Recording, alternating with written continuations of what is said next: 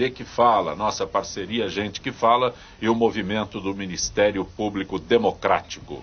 Representante do MPD, Procurador de Justiça, Dr. Rolando Maria da Luz. Prazer tê-lo aqui, doutor Rolando. Muito prazer, igualmente a todos os ouvintes e a todos os colegas presentes, o Zancopé, se posso chamar de velho agora. Obrigado. Sempre, sempre. Também conosco, a advogada doutora Vanessa Viduto. Prazer tê-la aqui, doutora. Prazer é todo meu. Bastante assunto nesses dias sobre previdência, não é? O tema está bastante fervilhante. Também conosco o delegado de polícia, doutor Rubens Rezende. Prazer. Ô, Zé Copé, renovado prazer estar aqui. O tema realmente vai render. Estava conversando agora com a Vanessa e com o doutor Rolando. Olha, lá fora já deu uma discussãozinha. Aqui com gente que fala, então, nossa. Se o senhor fale mais próximo do microfone aí, doutor Rubens. Aliás, mas o senhor como funcionário público é atingido também? Não fui atingido. E... Ainda não? Ainda não, mas acho que nem deveria ser, viu? Vejo algumas profissões, não todas, evidentemente. Há uma discrepância brutal entre o funcionalismo público e o funcionalismo não público. Mas algumas funções, elas têm dedicação exclusiva. E a pessoa, quando se prepara e aceita trabalhar nessa função, ela está esperando já que essa remuneração, depois da aposentadoria, o salário seja justo, que possa ter uma vida condigna, e depois se aposente com esse mesmo salário. Então, porque ele não pode exercer outra atividade. É diferente, às vezes, de um outro funcionário que ele exerce uma outra atividade. Ele pode ser gerente de uma empresa aqui e à noite ele abre uma pizzaria. Depois de um tempo ele tem aonde tirar o provento dele. Quando ele se aposenta, ele vai receber muito menos, evidentemente, mas ele conseguiu fazer isso. Um juiz, um promotor, eles não podem, eles estão presos, aí são médico do Estado, são várias categorias. Mas eu acho que há também, isso deve ser estudado com muita profundidade, porque de repente entra no mesmo bolo, por exemplo, um ascensorista do Estado, ele passa a ser funcionário público, o motorista do Estado, são coisas diferentes, eu acho. Então isso é uma conversa longa. Doutora Vanessa, doutor Rubens, doutor Rolando, foram 14 horas de discussão, não sei se discussão, debate, mas a Câmara dos Deputados numa votação, aprovando por 296 votos a favor, 177 contrários, a proposta de reforma trabalhista.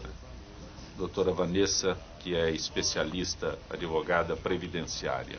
Olha, mas isso não exclui os demais, doutor Rubens e doutor Rolando. A reforma trabalhista, a meu ver, é uma reforma salutar, é uma reforma importante, que precisava ser feita. Agora, o que se questiona um pouco é a rapidez com que isso está sendo, essa proposta está tramitando, é a falta de abertura para o debate, da mesma forma que a reforma previdenciária, né? A falta de abertura para a sociedade discutir, debater, até compreender um pouco melhor a necessidade de uma reforma tão drástica, com tantas mudanças significativas para o trabalhador. Mas é evidente que a reforma trabalhista precisa acontecer. Os próprios tribunais trabalhistas que recebem um número expressivo de processos e não conseguem dar conta de tantas ações que são demandadas aqui na nossa Justiça do Trabalho, isso já demonstra que há alguma coisa de muito errado com o nosso sistema. Durante várias vezes que a senhora esteve no Gente do MPD que Fala, o assunto era sempre reforma previdenciária. Aí, de repente, a reforma trabalhista atropelou tudo. A reforma previdenciária, ela foi anunciada, discutida, debatida. Digamos que o governo está com mais dificuldade na tramitação da reforma previdenciária porque está sofrendo pressão das classes, dos trabalhadores, enfim, e o próprio Congresso se sente pressionado e se posiciona de uma forma não aprovada da maneira como foi proposta originalmente, tanto que na Câmara, na Comissão Especial da Câmara dos Deputados, a proposta original da reforma previdenciária já sofreu muitas modificações. A proposta original já foi bastante amenizada, tá? Mas a reforma trabalhista é muito importante, assim como a previdenciária. É inegável que em ambos os temas carecia de uma reforma, de uma atualização, de uma adequação à necessidade atual. Né? Não dá mais para um sistema previdenciário sobreviver sem uma idade mínima, né? Isso é um problema mundial. As pessoas estão vivendo por mais tempo, então os benefícios vão ser pagos por muito mais anos e isso vai acabar causando um desequilíbrio no sistema.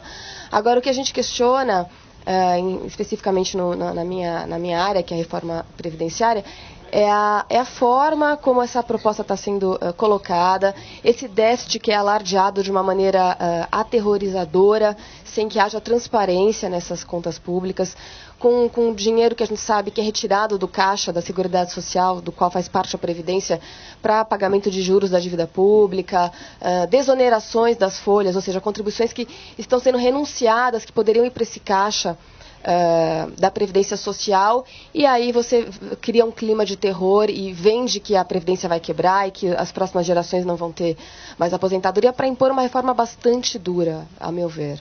Doutor Rolando, doutor Rubens, os senhores se enquadram quando falam em reforma trabalhista? Os senhores são na verdade, concursados? Que nada. Na verdade, são 4 projetos. Tá? Eu vejo um vínculo. A trabalhista, a previdenciária, abuso de autoridade e mais o resto, o foro privilegiado. Claro que da trabalhista, assim, um pouquinho mais amplo, tornou-se autônomo, tirou a parte previdenciária, mas estão ligados. Eu quero complementar o que o Dr. Rubens falou. As pessoas não pensam que os servidores públicos de todas as classes eu abordo de uma maneira geral, não específica. Em toda reforma, sempre alguém fica descontente. É natural. Assim como dentro de uma família pequena, com filhos e pais, algum filho vai ficar insatisfeito com as decisões dos pais. Então, numa sociedade tão grande, nós não temos mais um modelo antigo, onde se tem um local que possa reunir todos, ágora. Então, as pessoas decidem. Bom, um país como o nosso, eu nem preciso falar só da cidade de São Paulo, mas o estado de São Paulo não tem lugar para aglomerar tantas pessoas, cada um dar a sua opinião. Não é? Essa forma democrática representativa é o que nós temos. Feliz ou infeliz é o que foi votado. Agora, esses pontos, né, têm pontos importantes, por exemplo, a reforma trabalhista, se você anotar, a mudança é mais incisiva na CLT, nós são quase, chega a centenas de pontos. Então, é impossível discutir tudo. Me perdoe falar, contrariar os presentes, é impossível. Então, essa pressa eu vejo mais como uma estratégia do Legislativo, assim como abuso de autoridade para contrabalançar, algum quer escapar aproveitando, foro privilegiado, tudo isso estão, na verdade, se aprofundar um pouquinho, estão intimamente ligados.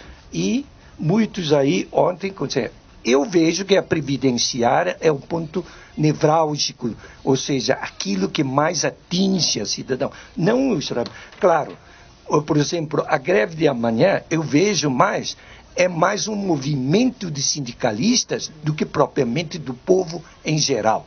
Por quê? Principalmente, a contribuição sindical é o que os sindicatos não gostam. Passa a ser opcional. Vão perder milhões. Porque é o dinheiro que move, claro, queira ou não queira. Né? Sem dúvida. Os movimentos são contratados, a gente sabe que existem um monte de ônibus parado no Estação Parque Dom Pedro para fazer aqui movimento. Pode ser de mortadela e cinquentinha depois. Aqueles nomes de mortadela e sancoxinha. R$30. R$30? Mais R$30. Não inflacione. Não inflacione. Agora pergunta, de onde é que tirou o dinheiro para pagar? Então, não é ideológico, é econômico o bolso. Isso aí vem da Constituição de... É do Getúlio, né? 46. Está falando de 46, exatamente, está falando de 56. 46, do Getúlio. Essa obrigatoriedade de cada pessoa, cada trabalhador dá um dia de trabalho para os sindicatos. E eles pegarem esse dinheiro a bel prazer, sem ter uma fiscalização, afinal de contas é dinheiro público. Em 2008, teve no Congresso, foi aprovado uma lei na qual teria que passar pelo crivo do Tribunal de Contas. Essa lei foi vetada pelo então presidente da República, o honestíssimo senhor Luiz Inácio, e que vetou essa lei. Você deu risada não, ele que fala que é o mais honesto do Brasil, né? Do mundo, aliás. Então, não dá para entender o que igual a ele pode ter, mas não. Melhor que não. Então, deixa, vamos relembrar isso aí que ele falou. Então, eu fico pasmo de saber que esse dinheiro vai de graça para um sindicato. No Brasil existe, parece que 14 ou 15 mil sindicatos. É um negócio absurdo, comparando com a Alemanha, com os Estados Unidos, que tem 40, 50, 100, sei lá, números representativos do número de trabalhadores. E esse dinheiro, eles fazem o que com esse dinheiro? Política partidária. Política partidária. Não é para fazer, não é para o bem do trabalhador, não é nada. E esse é o grande motivo, inclusive, da greve de amanhã, que eles queriam ou não queriam isso de jeito nenhum. Agora tinha que misturar, colocar, como você disse bem, fizeram tudo num caldeirão, uma salada de frutas, para colocar tudo, para apresentar de uma forma de ser contra todo esse movimento. Mas sim, a necessidade da reforma, e você me desculpe aqui, Vanessa, a receita, Vanessa, né? Vanessa Vitor. Você me desculpe, eu vou discordar num pontinho aí. Você falou que foi muito assodado, que não teve tempo de se discutir. Eu acho que essas reformas já estão sendo discutidas há muitos anos. Essa, por exemplo, que nós estamos falando agora aqui, de tirar o imposto sindical, isso é quantos anos estão falando? O Lula falava isso quando ele não era, antes dele ser presidente. A partir do momento que ele foi eleito, ele mudou de ideia. Mas quando ele não era presidente, ele falou, não, isso tem que acabar. O sindicato tem que servir aos funcionários e receber, obviamente, o funcionário tem que aderir a isso aí. Mas você sabe que em relação à Previdência, essa é a 9ª reforma que sofremos, né? As pessoas esquecem que tivemos reformas bastante significativas na área previdenciária, os servidores públicos em especial. Sim, eu sei disso, Vanessa. Eu acho o seguinte, que a necessidade também premente dessas reformas, talvez seja assodada, como você disse, eu não consigo... Bom, deve ser assodada. Eu que coloquei, que todo mundo falava em reforma previdenciária e de repente a reforma trabalhista entrou no negócio. Entrou no... Mas é um momento político. Veja só, o governo atual, o Temer, ele tem mais um ano de mandato. Se ele não apresentar resultado nesse ano, ele vai ser execrado e com uma grande possibilidade da volta do PT. Então ele tem que apresentar. E se ele olhar, realmente, que tem um olhar, que me parece que ele está olhando, o Brasil está com 13 milhões de desempregados.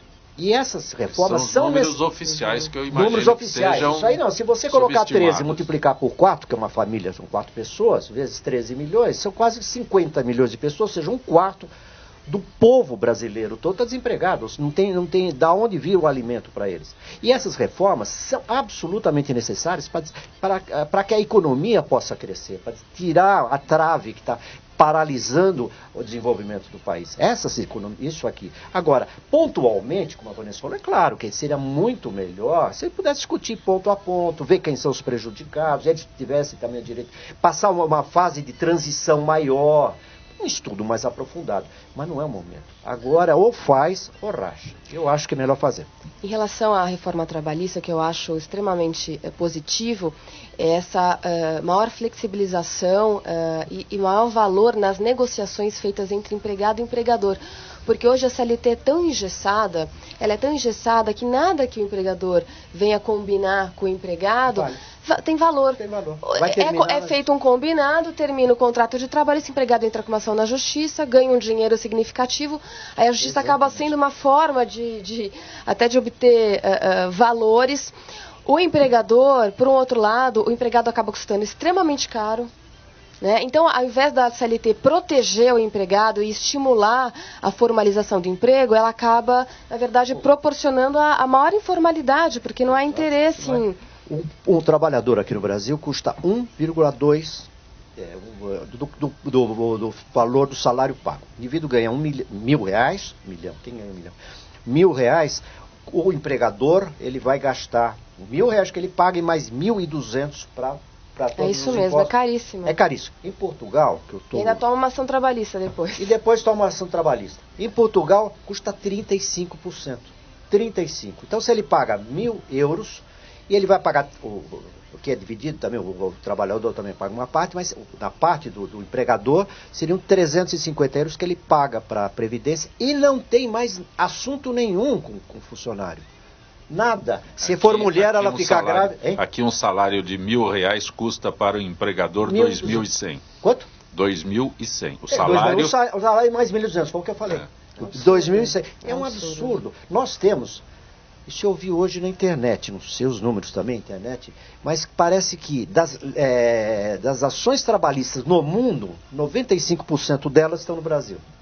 É só aqui que tem justiça. É uma loucura, Portugal não existe tribunal estrutura que dê conta. Não há estrutura que...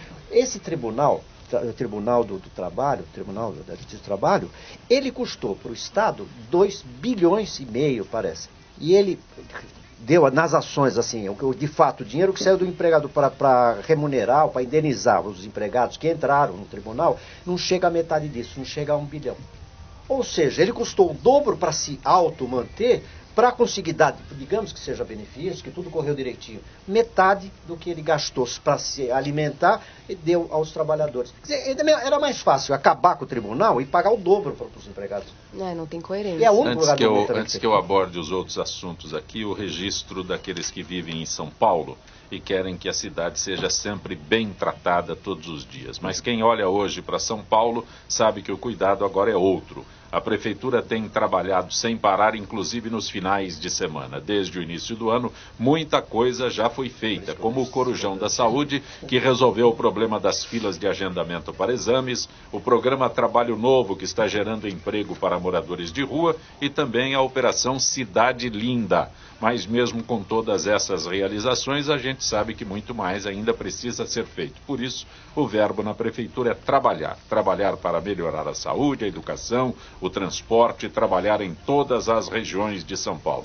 E a tarefa não é fácil, mas para fazer uma cidade melhor para todos só tem um jeito: trabalhar, trabalhar e trabalhar. Como toda quinta-feira é Gente do MPD que fala, parceria do Gente que Fala com o movimento do Ministério Público Democrático, o procurador de Justiça Dr. Rolando Maria da Luz, a advogada previdenciária doutora Vanessa Viduto e o delegado de polícia Dr. Rubens Rezende participando desta edição. O senhor fez referência há instantes, doutor Rolando, sobre abuso de autoridade. Ontem já foi aprovado. Quer que eu leia todo esse texto aqui ou não precisa, eu dei uma lida. Então, realmente, em termos macros, já melhorou bastante. Porque ensina a essência, ou na natureza, abuso de autoridade é baseado em mentiras. As pessoas se escondem atrás de um poder, não é, para revelar exatamente. É um pouquinho complexo, talvez precise de uma análise psicológica. Então, abuso da autoridade, quem mais está abusando? Por exemplo, não é? Os nossos políticos, não é? Principalmente eles. Agora, me complementando, por que não houve mais discussões nessas reformas? Então, está na hora dos cidadãos cobrar as pessoas em quem eles votaram. Então o cidadão também não pode julgar tudo para o Estado, dizer que o governo Temer fez isso, aquilo. Então eles que cobrem. Então assim como cobrem dos sindicatos que eles pagam, os sindicalizados e associados cobram. Não é? Então para que você paga se o próprio sindicato, a própria união, a própria associação não lhe protege? Então cobra desses. E chega no dia da votação, se votou nesse deputado ou aquele senador, cobra deles.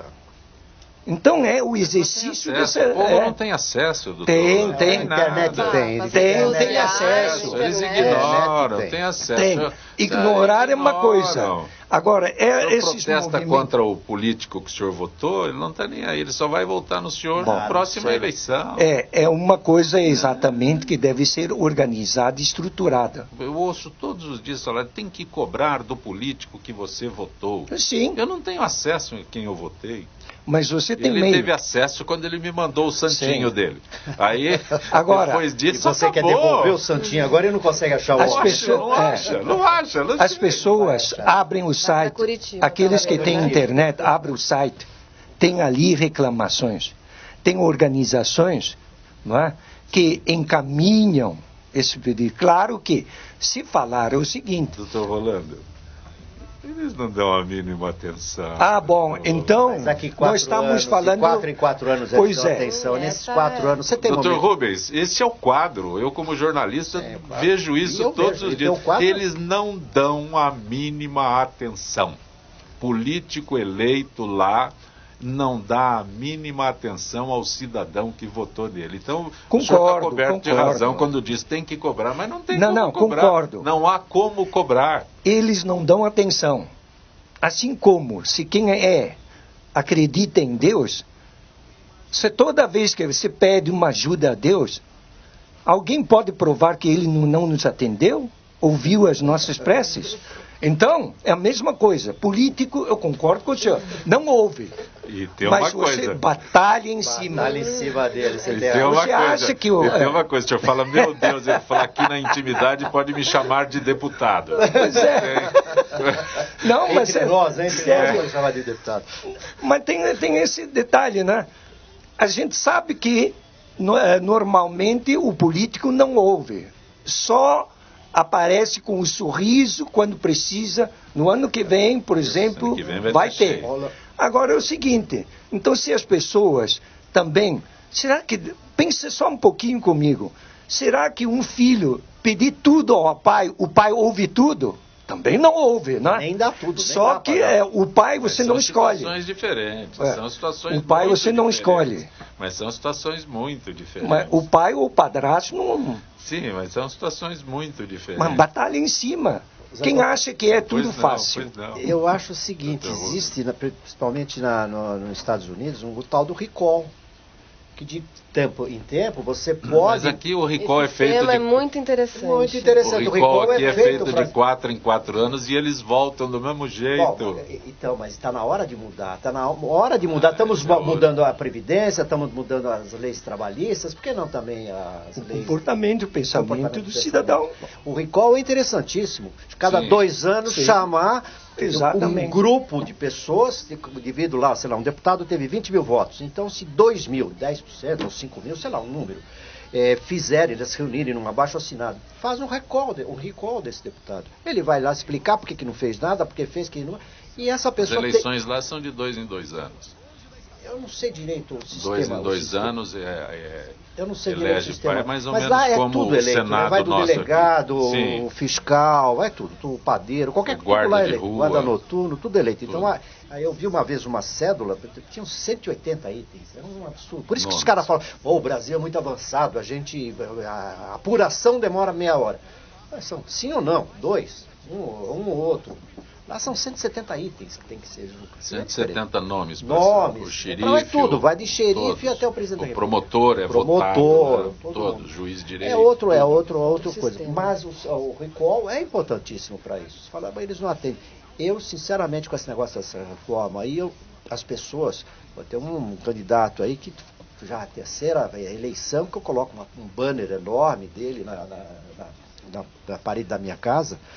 E, quer dizer, eu estou mostrando aos meus vizinhos que eu vou votar nesse cara, que eu acredito nele. É um cidadão que o senhor conhece. Que eu conheço, que eu estou votando, não sei o que, inclusive. Bom, o que eu fiz? Que você e quando eu vi que eu não gostei muito nele. do que ele disse, não, eu sentei lá na internet e mandei lá uma bronca. Eu falei, não da forma agressiva, mas achando que ele iria ter Ele respondeu? Eu vi depois... No Estadão tem aquela coluna que eles fazem agora, de que coluna não, é uma estatística lá, uma pesquisa do posicionamento dos diversos deputados. Eu depois que escrevi, 3 dias depois, eu dei uma olhadinha no nome dele e já tinha mudado de posição. Ele não mudou do não para o sim, mas ele mudou do não para o indeciso.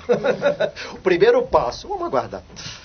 Pois é, esse recall, desculpa complementar, né, esse recall poderia ser organizado. Se a sociedade organizar um movimento, fizer uma petição, primeiro de tudo, tinha um projeto de PEC para reduzir salários dos deputados.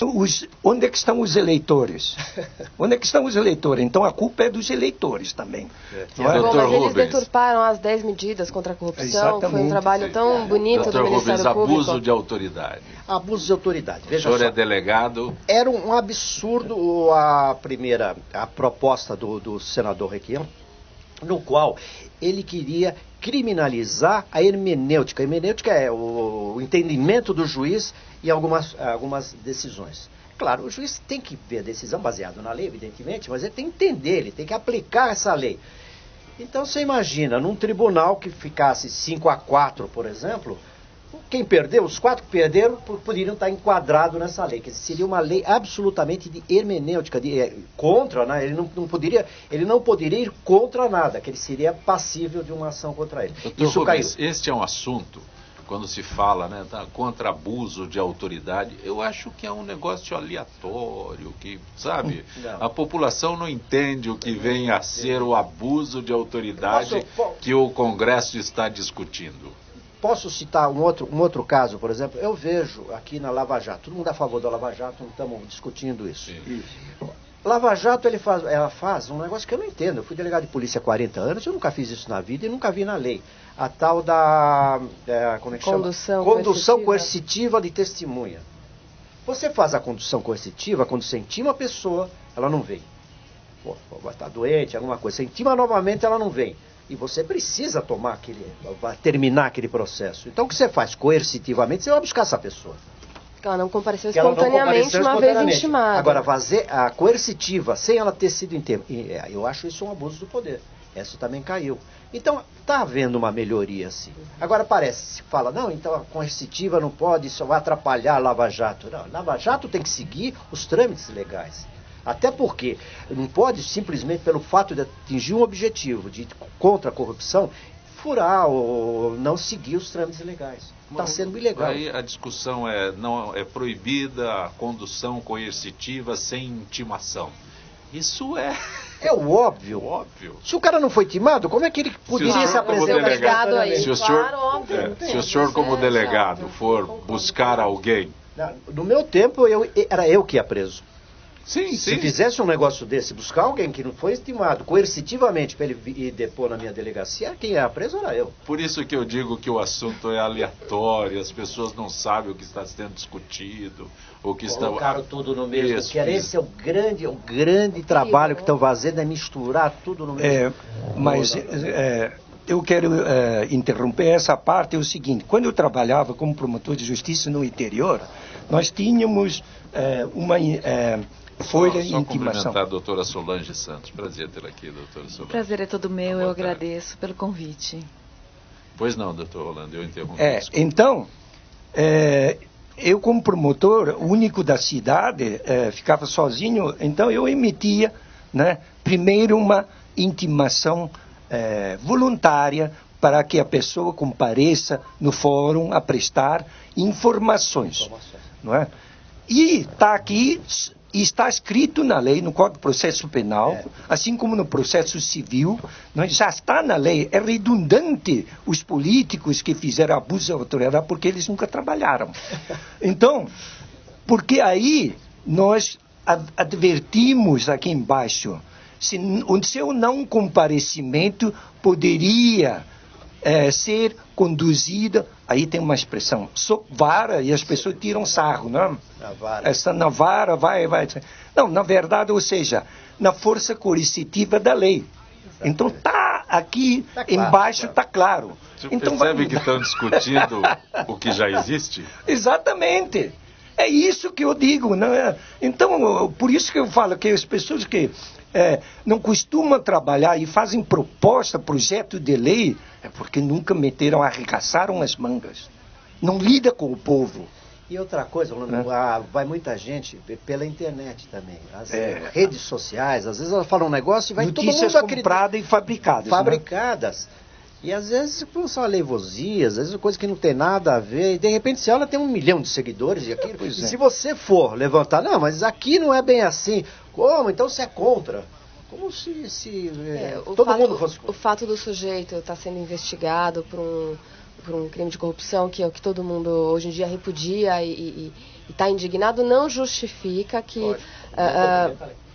Exatamente, com bem da lei, que direitos previstos na Constituição, que ampla defesa, contraditório, enfim, sejam violados em nome dos fins. Exatamente. E outra coisa também, hoje não precisa estar sendo investigado, você colocou, sendo investigado, não. Simplesmente ele foi citado na delação O cara já está condenado. O cara já está condenado. E se aparecer uma fotografia dele jantando num restaurante que tem um juiz sentado do lado, então já virou um conchavo para acabar com... Pois esse clima policialesco, é muito ruim, é muito ruim. No nosso tempo chamava patrulhamento. Patrulhamento. Doutora Solange, o assunto é abuso de autoridade. Sim.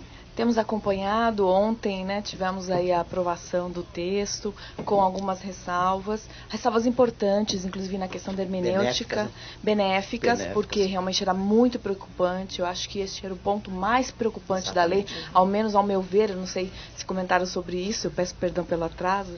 E isso era realmente muito preocupante, porque isso poderia fazer com que os juízes ficassem com medo de judicar, né? Lógico. E o Ministério Público com medo de atuar em suas funções. Então, isso eu acho que foi realmente um ponto muito relevante, que nós conseguimos avançar, a sociedade pressionou, conseguimos realmente reverter. Ainda tem alguns ajustes, essa questão da condição coercitiva, realmente que vocês estão comentando. Se lá está dito que é coercitiva, se a pessoa realmente é um criminoso, um bandido, que é perigoso, ele tem que ser algemado, independente dele oferecer resistência ou não, né? Então isso eu acho que deve ser revisto ainda, tem alguns detalhes que precisam ser revistos, porque realmente estamos discutindo coisas que já existem, né? E que funcionavam bem até hoje. Claro que nós temos problemas dentro do sistema judiciário, isso é inegável, né? Que precisamos realmente rever. Então, nós temos, infelizmente, problemas que existe dentro da magistratura, por óbvio. O que é feito de errado precisa ser corrigido. E não com a simples exoneração de um juiz ou a aposentadoria de um juiz quando é descoberto algo sobre ele. Aposentadoria remunerada. Remunerada, exatamente. Então, isso eu acho muito errado. Aposentadoria coercitiva. Né? Coercitiva. Mas bem remunerada. Vai para casa. Mas bem remunerada. Bem remunerada. Então, é injusto. Não, coercitivo. Você vai para casa exatamente. Recebendo o seu salário. Recebeu o seu salário e não venha trabalhar. Então, isso realmente tem que acabar. Né? A lei de abuso, eu acho que deve ser focada neste sentido, no sentido de acabar com certos privilégios realmente do judiciário, porque todo mundo é igual perante a lei. Claro. Né? Então, se existe um juiz que vende sentença, ele precisa ser punido e exonerado. Nós não temos que ficar até o fim da vida dele mantendo uma aposentadoria. Exatamente, né? Já temos, mas nós, infelizmente, não vemos a lei ser aplicada. Né? A gente sabe que o corporativismo é muito forte. Não podemos fazer vista grossa a isso, né? Ok, como toda quinta-feira, nosso contato com a FIPESP, Associação dos Funcionários Públicos do Estado de São Paulo, Gisele Souza, do setor de eventos. Boa tarde, Gisele. Boa tarde, Zancopé, e boa tarde aos ouvintes do Gente que Fala. Gisele, reforma trabalhista. O plenário rejeita a retirada de pauta do projeto. O que houve para que a retirada de pauta da reforma trabalhista fosse rejeitada pelo plenário? Então, Zancopé, a matéria na forma do substitutivo do deputado Rogério Marinho, do PSDB Rio Grande do Norte, foi aprovada na comissão especial, mas como os detalhes não foram analisados, a votação não foi considerada concluída. O plenário rejeitou, por 213 votos a 45, o requerimento de retirada de pauta do projeto de lei da reforma trabalhista PL 6786-2016 do Executivo. Motivo pelo qual o relator apresenta novamente seu parecer em plenário. E o que diz o relatório que altera a consolidação das leis do trabalho, Gisele? Segundo o relatório que altera a consolidação das leis do trabalho, CLT, o acordo coletivo prevalecerá sobre a lei e o sindicato não mais precisará auxiliar o trabalhador na rescisão trabalhista. A contribuição sindical obrigatória é extinta. Poderão ser negociados pontos como jornada de trabalho, banco de horas anual, intervalo de alimentação, mínimo de meia hora, teletrabalho, regime de sobreaviso e trabalho intermitente. Outros direitos garantidos pela Constituição não poderão ser reduzidos ou suprimidos, Zancopé. E quais as bases da redação da reforma trabalhista?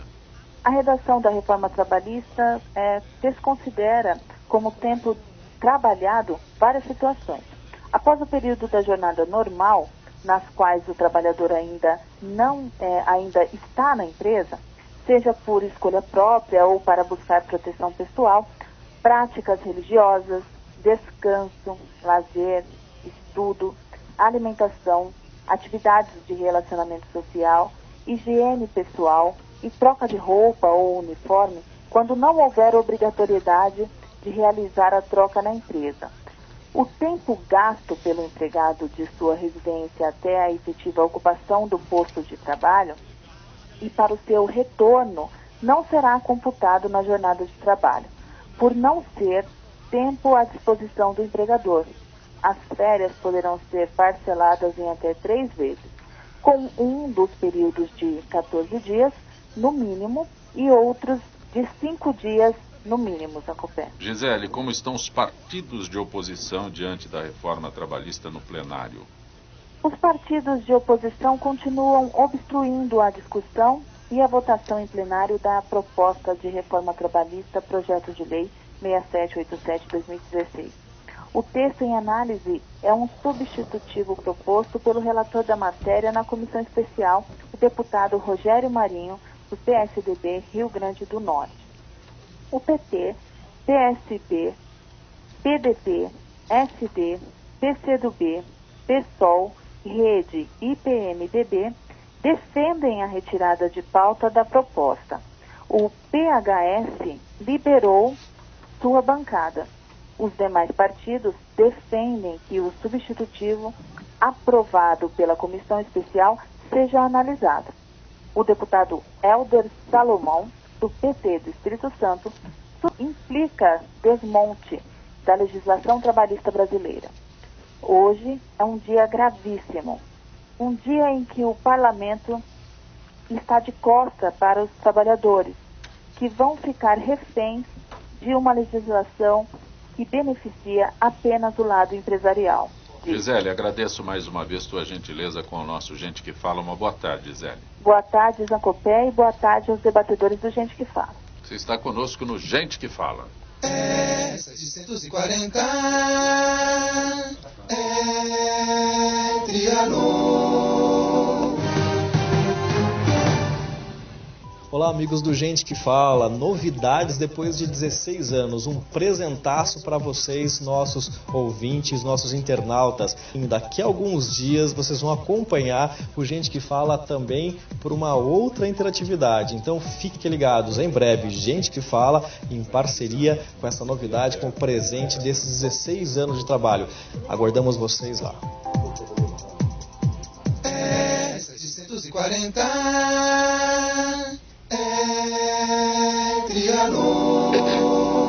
Você que vive em São Paulo quer que a cidade seja bem tratada todos os dias. De hoje, quem olha para a nossa cidade sabe que o cuidado agora é outro. A Prefeitura tem trabalhado sem parar, inclusive nos finais de semana. Desde o início do ano, muita coisa já foi feita, como o Corujão da Saúde, que resolveu o problema das filas de agendamento para exames, o programa Trabalho Novo, que está gerando emprego para moradores de rua, tem também a Operação Cidade Linda. Mas, mesmo com todas essas realizações, a gente sabe que muito mais ainda precisa ser feito. Por isso o verbo na Prefeitura é trabalhar. Trabalhar para melhorar a saúde, a educação, o transporte, trabalhar em todas as regiões de São Paulo. A tarefa não é fácil, mas para fazer uma cidade melhor para todos só tem um jeito: trabalhar, trabalhar, trabalhar. Gente do MPD que Fala, nossa parceria Gente que Fala e o movimento do Ministério Público Democrático, representando o Ministério Público Democrático hoje, Dr. Rolando Maria da Luz, também conosco o delegado de polícia Dr. Rubens Rezende, a advogada doutora Solange Santos e a advogada doutora Vanessa Viduto, que é especialista, advogada previdenciária. Tem algumas perguntas aqui. Onde é que eu vi aqui, doutor Rolando? Acho que é um dos itens da nossa pauta tem aqui como pergunta sobre foro privilegiado, já abordo aqui. Mas antes, doutora Vanessa Jaime, do Jardim Bonfilholi, o que poderá sinalizar para o governo se a greve geral de amanhã for ampla e restrita? Olha, eu acredito que o governo já cedeu o que poderia ceder em relação à proposta original de reforma. Agora a PEC que saiu da comissão da Câmara, ela amenizou bastante a proposta original. Por exemplo, eu posso aqui citar algumas. A regra de transição foi um tema bastante criticado na proposta original, que previa uma regra de transição para a mulher aos 45 anos e o homem aos 50 anos, na data da proposta da emenda, ou seja, a mulher que tivesse 44 anos e 11 meses estava fora da regra de transição, e o homem que tivesse 49 anos e 11 meses também estava fora da regra de transição. Isso caiu fora e veio uma regra de transição um pouco mais amena. Também a permissão para pagar benefícios abaixo do salário mínimo, que também, ao meu ver, era um grande retrocesso social, foi bastante criticado, caiu na comissão da Câmara dos Deputados. Enfim, eu acredito que tudo que era possível negociar já foi negociado. Não acredito que o governo ceda mais, mesmo que amanhã a gente tenha um movimento bastante significativo. Dr. Rubens Marcos de Pinheiros, eu não entendi a pergunta, ainda mais dirigida ao senhor. Cada vez mais paulistas estão mudando para outros estados? O senhor está mudando para Portugal, mas Portugal, eu represento até uma empresa de Portugal aqui. Nós estamos levando diversos empresários brasileiros para Portugal para se estabelecerem lá. E terem suas atividades lá. É uma diferença brutal de vida, né? De tudo. Você se sente melhor porque você não necessita tanto. Os serviços públicos são muito bons. Então você não precisa pagar uma fortuna num seguro-saúde se você tem um serviço de primeira qualidade, público e de graça. Escola pública e de graça. É diferente, os impostos mais baratos, a segurança é uma coisa, você se sente seguro lá, porque você está seguro mesmo. É outra coisa. Agora, por que ele perguntou isso para mim? Eu, sinceramente, não sei. Mas eu queria fazer um registro aqui. A gente que fala, a gente fala muito mal dos políticos, né, de todos. Eu queria deixar aqui se eu gostei da atitude do nosso prefeito João Dória com relação à greve. A primeira coisa que ele fez foi o seguinte: quer saber o negócio? Mas vocês vão trabalhar. Como que você repetiu? Trabalhar. Vai ter expediente normal e todos têm. Quem não vier, vou cortar o ponto.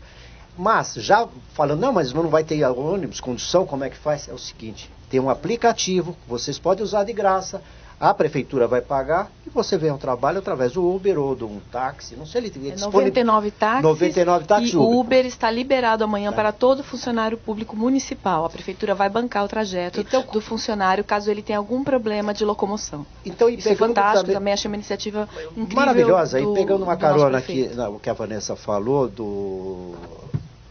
pegando a carona que a Vanessa falou que é da pergunta que foi feita para a Vanessa, da possibilidade de uma grande greve amanhã, eu não acredito. Essa greve é comprada, é uma greve política, é uma greve que não vai funcionar e está tão mais aterrorizando do que outra coisa. Meus filhos... Você acha que São Paulo não parará amanhã? Quando você para o trânsito, São Paulo, para parar São Paulo, você pegar uma perua Kombi, duas. Uma na Marginal, atravessar na Marginal, furar o pneu e deixar ela lá. Outra na Avenida Paulista, você para São Paulo. É verdade. E depois fica tudo parado. Você sabe que... Pararam uma vez com uma perua Kombi lá na ponte Pequena. Ponte Pequena para onde você para. E a outra na Washington Luiz, depois do aeroporto de São Paulo. Isso todo mundo sabe. Os pirueiros são ligados aos movimentos políticos de esquerda, eles são eles que patrocinam aquilo. Então, sabe, falou aos pirueiros, vamos parar São Paulo amanhã? Vamos, é uma brincadeirinha. É uma brincadeirinha. Agora, de parar o trânsito de São Paulo, de complicar o trânsito, quer dizer que isso aí foi uma vitória contra o governo espúrio do presidente, isso é uma diferença muito grande. Não tem nada disso. Só um detalhezinho, meus filhos estudam no colégio Bandeirantes, que vai ter aula, se não tivesse também eu ia tirar, parece que a escola Santa Cruz, uma das mais tradicionais. Sim, Santa Cruz não. Eu quero até falar sobre isso depois. Então, vai ter aula, mas... Veja só, são menores, eles vão e voltam com uma van. A pessoa que faz esse transporte recebeu diversas ameaças de que ia haver isso, ia haver aquilo. Então ela consultou pai por pai de aluno, se autorizava para ir pela possibilidade, você vê o terror que criou. Sim. Eu não sei como é que vai funcionar isso. Mas muitos pais, obviamente, a pessoa que com não... medo da segurança. Então não vai. A mandar. greve foi um sucesso. Não foi. Não é eles isso. estão aterrorizando Estão mesmo. aterrorizando. Isso é uma coisa terrível. Eu queria que só tá aproveitar o acontecendo. seu gancho, porque eu resido no Morumbi, temos lá o Paraisópolis, muitas pessoas que trabalham, né, que moram lá e trabalham nas casas.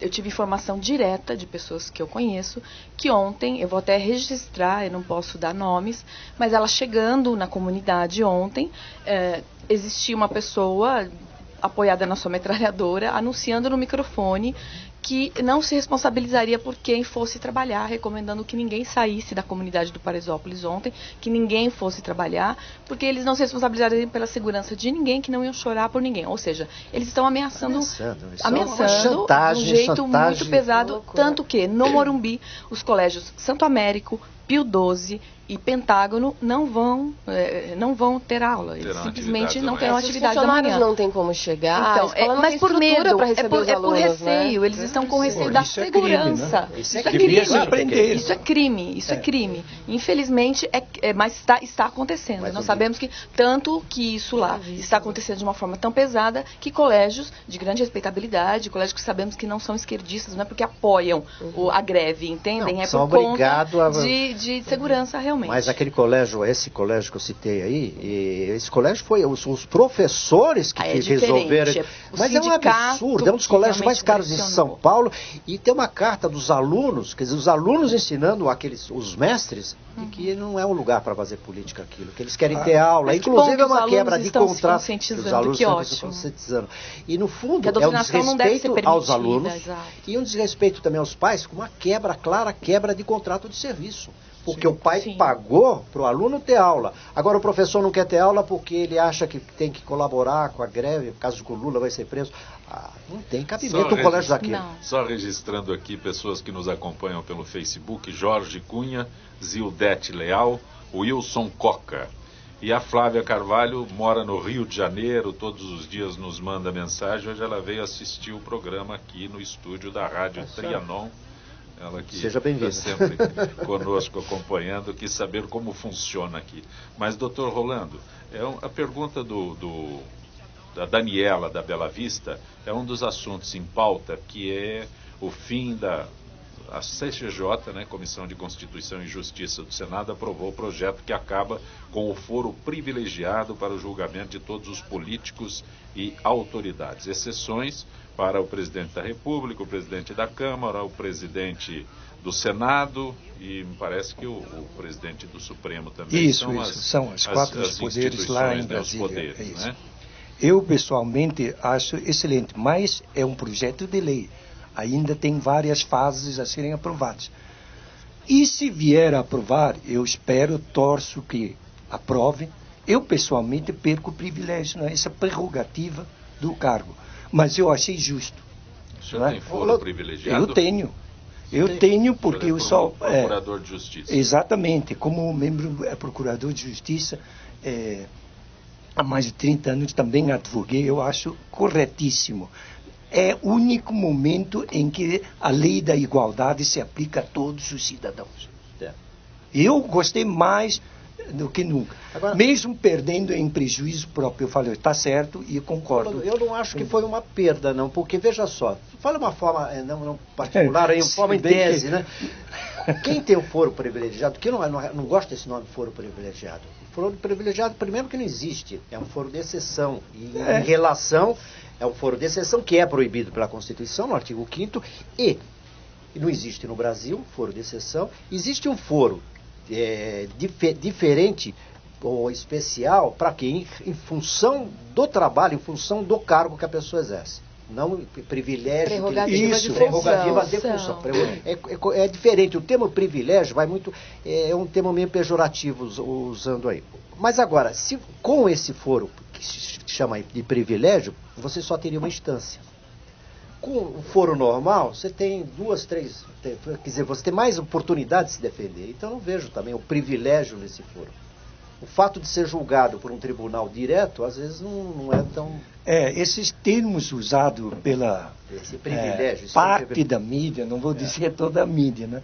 Pela parte da mídia, gosta de distorcer a verdadeira concepção dos institutos. Na verdade, é prerrogativa da função, como você vê. Então, quem estiver ainda na função, tem. Quem não tiver, não tem. Então, não é um foro privilegiado. Foro privilegiado é exatamente o que acontece. Vamos ver na prática. Se eu constituir um tribunal só para julgar aquela pessoa... Seria o tribunal de exceção. Não é? O tribunal de exceção que não existe. Exatamente. Como os ex-presidentes, não tem mais. Não tem mais. Então, eles não são julgados pelos Supremos. Eles vão para instâncias comuns. Exatamente. Por causa da prerrogativa da função. Eles não exercem mais a função. Por isso que aqui no Brasil chama-se poder. Na verdade, a palavra poder é o sinônimo de função. Função, né? Função legislativa, função judiciária, função executiva. Né? E a mídia coloca justiça, não é justiça, mesmo que esteja na lei, justiça trabalhista, justiça federal, justiça comum, é judiciário, é o órgão representativo desse lado. Então não é justiça, justiça é apenas um ideal. A palavra justiça. Então, aqui gosta o objetivo a ser atingido, a justiça. É o objetivo final de todo o direito, de todos os tribunais. Todos. Assim como tem mania de falar de suposto. Não é suposto. Se for suposto, eu jamais poderei condenar uma pessoa. É verdade. A prova provou isso. Suposto. Doutora Solange, o foro privilegiado que está sendo anunciado ainda está na CCJ. Ainda vai caminhar por muitos... Se vai caminhar. Ainda vai caminhar, se é que vai caminhar. Mas, assim, não vejo como um retrocesso. Eu acho que realmente todos são iguais perante a lei. E não há... Se a pessoa é uma pessoa honesta, né, não tem por que ela temer. Né? Por que ela precisa de um foro privilegiado? Então, isso eu acho que antes havia... essa lei, ela nasceu, na verdade, por uma época de perseguição política, que nós sabemos. E hoje isso já caiu, né? Hoje nós, graças a Deus, temos os poderes muito bem separados, muito bem solidificados, as estruturas fortes. Então, não vejo mais necessidade, eu acho que o povo todo brasileiro não vê e pede por isso, né? Todo mundo tem realmente se posicionado contra o foro privilegiado e de maneira justa, porque realmente quem precisa de foro privilegiado é bandido. Né? É porque quer se beneficiar de alguma forma, é porque geralmente quer que a coisa demore um pouco mais para cair, né, para prescrever. Então, realmente não há necessidade disso. Vamos torcer para que o projeto caminhe e realmente a justiça comum prevê todas as instâncias de recursais, onde a pessoa poderá se defender da mesma forma que qualquer outro. Às vezes até com mais possibilidade de defesa, porque vai percorrer várias instâncias. Eu sou processualista, então, exatamente, até com mais chances de realmente ela poder se defender do que diretamente no Supremo. O juiz que está acostumado a produzir provas, muito mais que um tribunal que só julga teses constitucionais. Exatamente. Mas é uma questão prática, porque em função, em referência à função que a pessoa tem, ele pode ser, se não tivesse vamos chamar de foro privilegiado, para entender direitinho o que está fazendo, ele poderia ser acionado em diversos lugares. Por exemplo, o presidente do Congresso poderia ser acionado no Acre, no Sul, em todo lugar. Então ele precisa ter um foro que seja, como é que chama? Especializado para ele. Porque se ele vai responder em um lugar só, senão ele tem que falar com o juiz do Acre e do Rio Grande do Sul também. A sede dele a sede dele em todo lugar. A sede dele em Brasília. E ele não teria como é que chama? Um foro, não é um foro específico para ele. Essa que é o porquê de existir esse foro, que já se chama de privilegiado, é isso, por uma questão de praticidade, mas não para criar um privilégio para quem tem. A imaginação é forte, né? As pessoas mudam completamente. Você sabe o que aconteceu?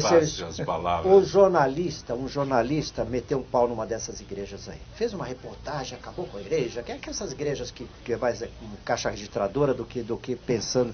O que essa igreja fez? Tem no Brasil todo, em cada comarca, cada membro da igreja entrou com uma ação com esse jornalista. O coitado do jornalista tinha que, do dia para a noite, de repente ele era réu em 49. Então, mas aí prevalece o domicílio do réu, né? Ele devia ter arguído a incompetência dos juízes e avocar o processo para onde ele Mas daí ele fica correndo lá, daí tem que mandar um advogado. Ele tem que manifestar um advogado, ele precisa, no mínimo, contratar um advogado que vá lá para argumentar isso. Agora, se fizer isso em 200 cidades, imagina o trabalho que ele teve. Agora, um político num cargo desse, isso irá acontecer diariamente. Então é por uma questão de praticidade também, que obviamente pode ser deturpado um caso ou outro, mas aí são exceções, e a gente acha que exceção deve ser olhada, vista como exceção, mas não como uma regra geral. Mas concordo com exatamente o que você falou. E com certeza vai acabar isso aí, que o movimento é muito forte. É nessa hora que se põe em outras leis, tanto o Código de Processo Civil, Código de Processo Penal, CLT e outras leis chamadas extravagantes, ou esquisitos, mas... mas determina essa forma de competência, ou seja, a quem cabe. Eu trabalho ainda na ativa, eu vejo muito esses conflitos de competência ou de jurisdição. Não vou descer ao detalhe técnico, mas às vezes esse empurram para ganhar tempo. Agora, esse jornalista que o doutor citou, é a questão do advogado saber as leis. É ele que vai pedir, ele pode, né, por intermédio também do Tribunal de Justiça, mandar, ele não precisa comparecer fisicamente até lá. Mas ele vai dar um trabalho, a ideia é essa. Dá trabalho, eu sei disso. A ideia dá trabalho, lógico. Então é a questão do autor querer dar trabalho para a pessoa. Os então, autores. o cidadão. Os milhões de autores. Né? Algo acrescentado? Não. Desculpa. Doutora Vanessa, estamos no finalzinho do Gente que Fala. Nós falamos sobre reforma trabalhista, mas a previdenciária. Eu queria que a senhora detalhasse alguma coisa rapidamente sobre o que pode acontecer. Eu acho assim, como eu disse no início do programa, a trabalhista atropelou a previdenciária e não se sabe o que vai acontecer. Eu não sei se eu consigo fazer um exercício aqui de futurologia em relação à proposta, mas eu acredito que a reforma previdenciária vai acabar sendo aprovada, sim.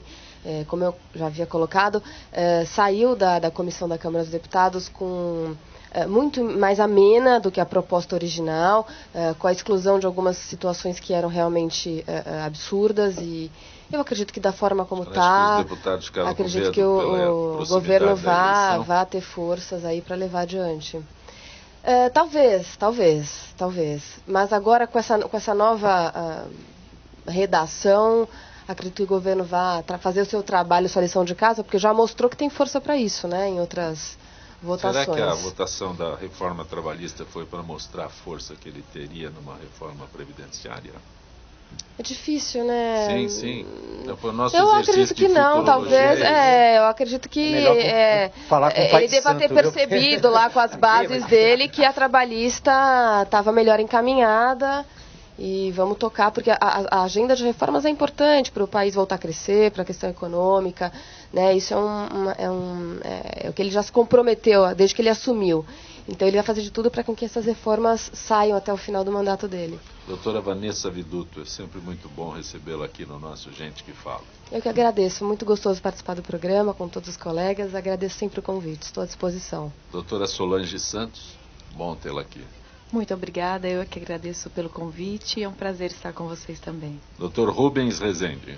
Obrigado, sabe que eu gosto de estar aqui, essa conversa sempre ela flui tranquila, é uma conversa de amigos, às vezes há divergências, mas nunca inimizades, né? Ao contrário, se faz mais amizades aqui dentro, se aproxima mais, e é sempre bom estar aqui nessa conversa assim, que parece uma conversa de bar. Dr. Rolando Maria da Luz, Procurador de Justiça, o nosso gente do MPD que Fala, é possível graças à gentileza dos senhores de participarem do nosso Gente que Fala. Nós é que agradecemos a todos os ouvintes que gastam tempo para nos ouvir, esses debates sempre extensivos para todas as pessoas e para o benefício. Tudo que nós pensamos enquanto movimento é para o benefício da sociedade. E nós não temos nenhuma ligação mesmo com algum político ou não, mas a gente vê e o que sente, o que atinge ou não, e a gente apresenta. E principalmente a sua simpatia, né? Assim como e dos todos os presentes, cada programa tem diferentes pessoas, mas até agora não tenho queixa. Eu, às vezes, me exalto muito, parece que estou discutindo. Não precisou tomar nenhuma medida contra nenhum de nós.